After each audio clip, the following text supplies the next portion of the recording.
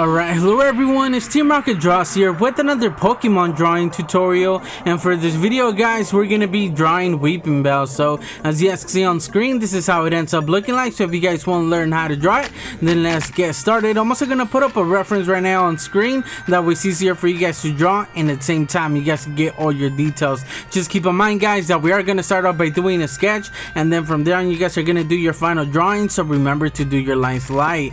Alright, just like my other tutorials guys, we're gonna start off by doing a circle and just try to get it as perfect as you can.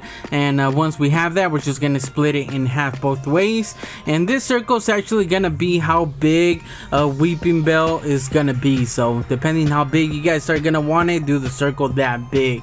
And just remember to pause the video, that way you guys go at your own pace. And right here, if you guys notice, mine's not like, you know, straight down, it's more of an angle, but it's just that the way that I'm doing it guys. And then right there I do a small line splitting each part of the circle. That's just gonna help us do this line right here, and then we just connect it around there. So it's just gonna help you guys know where to do these lines, or just to make it a little bit easier. So now we're gonna do a couple reference lines, one there and then a little bit to the right of that middle one right there. And this is just gonna give us an idea or a border of where we could actually do the mouth, or where it's supposed to be. So once we know where it is, and we know it goes a little bit above that middle line cutting the circle, and then it doesn't go outside of the circle, and it's just having those two there, as long as it fits in there guys. It's not a perfect circle, it's a little bit more of an oval circle, or not an oval circle but an oval. Then you know, it just makes it a lot easier to place it. And then obviously we do another one in the inside. This is going to be a little bit more round, and just try to make it even throughout. And now we can just connect it to around there. And now we got the overall shape of Weepinbell, which is kind of like a bell. Alright, so now in the middle line that we did on the top half of the circle, we're just going to do a reference line. That's just going to help us do the top, and then I do one of the eyes. If you guys notice, it doesn't touch the mouth. Once we have that eye, we could do a reference line going across, just so we can make the other eye, and it just helps us out. So do the inside of the eye as well, and then now for the mouth right there, the inside. So once we have that, we're gonna do this little extra piece that comes on top of his head, and now we could do the stem. So obviously the closer it gets to the point, the thinner it gets. Then he has a couple little spots right there. Once we have that guys, we're just gonna extend the line that goes over the eyes, and we're gonna do the actual leaves. And one thing that I noticed is that it doesn't go higher than the eyes, so that's why we did that reference line to help us. I believe I do this leaf a little bit too big, so I do change it later on. There we go. Now to do the other one, I didn't like how that one turned out either, so I believe I changed it in just a little bit guys. So this is where I'm just going over the drawing and just kind of checking it out. So then I just erase some of these reference lines, we don't need them anymore.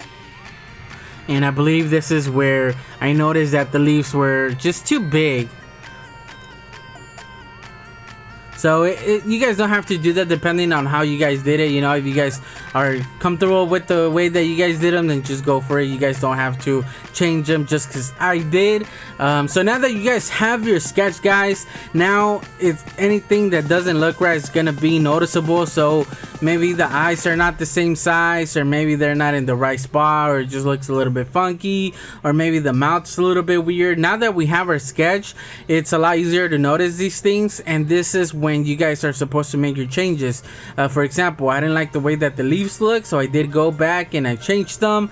I just made it a little bit smaller. I changed the angle up a little bit, and so now this is your time for to do your changes. And just because you guys can make any changes to your drawing guys, like it doesn't have to be like the reference, and it doesn't have to be like mine. If you can do any changes to your sketch to make it better, then go for it.